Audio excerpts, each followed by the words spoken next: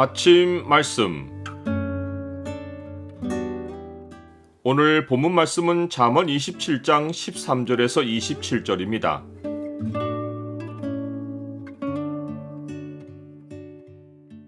주의 부르심에 충직하면 삶의 공급이 넉넉하다. 오늘 본문을 소망의 창으로 보면 무화과 나무를 지키는 자가 얻는 혜택이 무엇인지가 보입니다. 소망의 창을 보여주는 구절은 27장 18절입니다. 무화과 나무를 지키는 자는 그 과실을 먹고 자기 주인에게 시중두는 자는 영화를 얻느니라.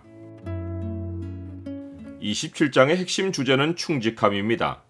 보증은 남에게 충직해지는 것이 아니라 돈에 볼모 잡히고 남의 노예가 되는 것입니다. 타인을 위해 보증 서는 자를 보면 자기 몸까지 볼모 잡을 것이 내다 보입니다. 몸을 볼모 잡는 것은 오늘날처럼 신체 포기각서를 쓴다는 의미가 아닙니다. 약속을 지키지 못하면 알몸만 남기고 모든 가산을 다 내주겠다고 서약하는 것입니다. 그러하기에 타인을 위해 보증선자를 보면 그의 옷부터 따로 챙겨놓는 것이 그를 위해 충직하게 해줄 수 있는 일입니다. 당시 옷은 이불도 되어 몸을 지켜주는 최소한의 보호책인데 옷을 확보해 놓는 것은 모든 가산을 잃고 알몸으로 쫓겨날 일이 훤히 내다보이기 때문입니다. 이렇듯 이웃을 위한 충직한 일은 은밀히 해야 하는데 이른 아침에 큰 소리로 자기 이웃을 축복하면 도리어 저주같이 여겨집니다. 축복은 하나님의 이름이 암시되어 있어 축복으로 허풍을 떨거나 자기를 드러내는 자는 하나님의 이름을 망령되이 부르는 것입니다. 하나님의 이름을 충직하게 사용하지 않는 자를 하나님은 죄 없다고 하지 않으십니다. 집 밖에서만 아니라 집 안에서 나는 큰 소리도 있는데 다투는 여인의 소리입니다. 집과 재물은 조상에게서 상속하지만 슬기로운 아내는 여호와께로 말미암습니다. 여호와 하나님을 충직하게 섬기는 자는 평생을 지혜로 도울 슬기로운 여인을 아내로 맞습니다. 반면에 홍수전 하나님의 아들들이 사람의 딸들의 아름다움을 보고 자기들이 좋아하는 여자를 아내로 삼았을 때 포악함이 땅에 가득했습니다.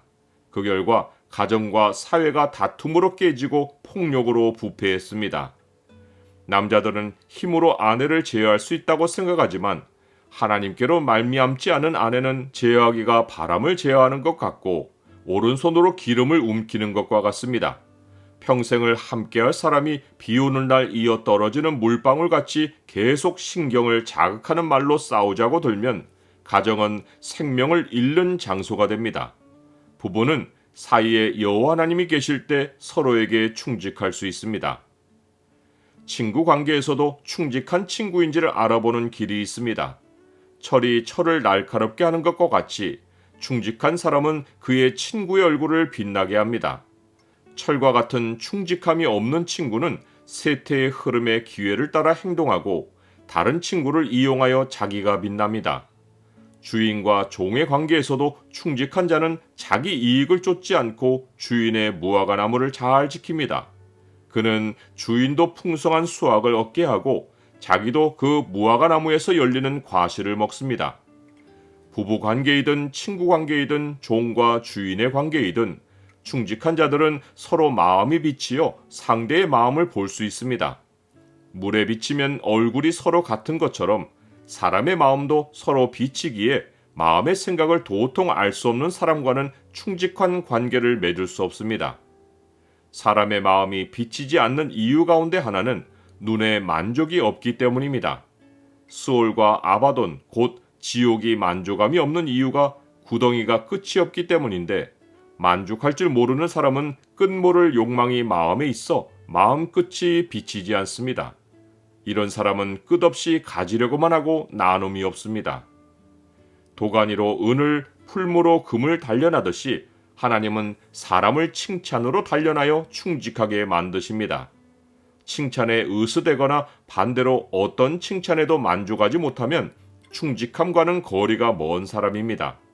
사람들의 평가를 작은 일로 여기고 하나님의 판단을 두려워할 줄 아는 사람이 충직한 사람입니다.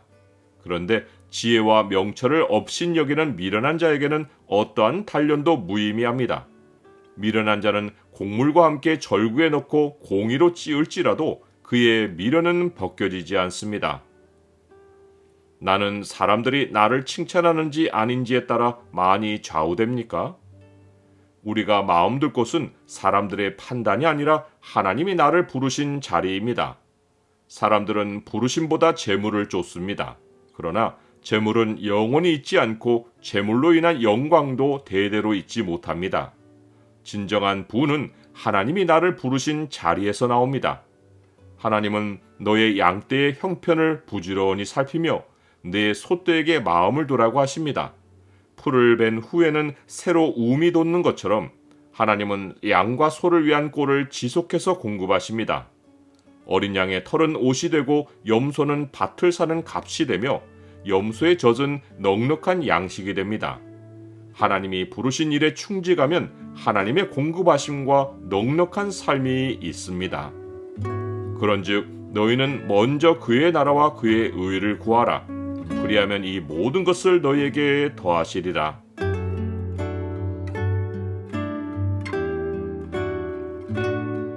주님, 삶에 만족하지 못하면 욕구에 따른 행동이 나오지만 모든 일에서 주가 저를 판단하실 것을 생각하고 주를 두려워하면 충직하게 살 수 있습니다. 주가 부르신 일에 충직하여 주께 칭찬을 받고 부하고 넉넉하게 살게 하옵소서. 예수 그리스도의 이름으로 기도드립니다. 아멘.